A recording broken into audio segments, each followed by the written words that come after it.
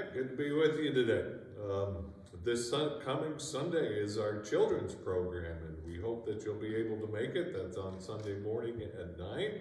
We'll have a small brunch afterwards for time of fellowship and hope to see you.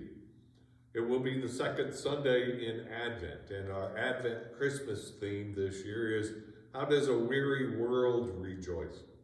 And we're going through the Gospel of Luke, of finding how they found joy in that time. And we are finding joy in this time. How do we find joy? One of the ways is we find joy in connecting with one another. In last week's story, at the beginning of Luke, you might remember we met Zechariah, and Zechariah met Gabriel, who told Zechariah he was going to have a son, him and Elizabeth, despite their very old age. And so we continue that story, and we find in the Gospel of Luke that indeed Elizabeth is pregnant, but we also find in Scripture that she has secluded herself for 5 months. For 5 months, she is holed up in her house. For 5 months, she is alone and apart from other people. Now, Scripture doesn't really say why.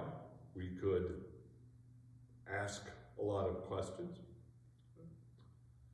But we also know that when we're wearied, when we're uncertain, when we're not sure about life and something new is happening, we do have this tendency to seclude ourselves, to set ourselves apart,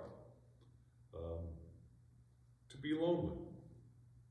It's just part of what we do. And that's where Elizabeth is, for whatever reason.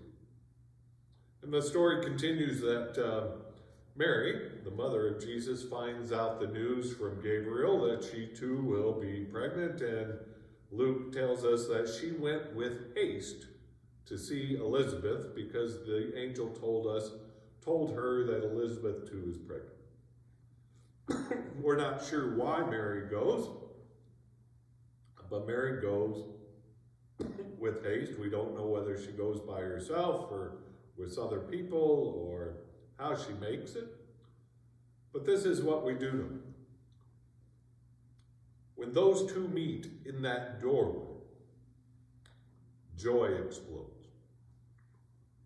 The story tells us that the baby in Elizabeth's womb leaps for joy. That in that moment of connection,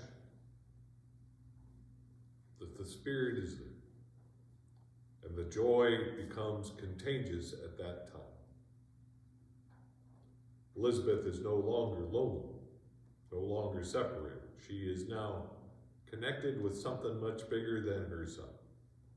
And that is where joy comes. So our question as we think about it, where are you finding joy in your connections? What connections matter to you? And there can be all kinds of different kinds of connections. They don't have to be connections with other people. It doesn't have to be family. How are you connecting with God? How are you connecting with a community? How are you connecting with something outside of yourself that allows you to experience joy? It's kind of amazing. Mary and Elizabeth are very different from one another. One's old, one's young, one's married, one's not married. They come from different parts of the country. Don't really hold much in common. But they hold a connection. They hold a connection between themselves to God. They hold a connection that's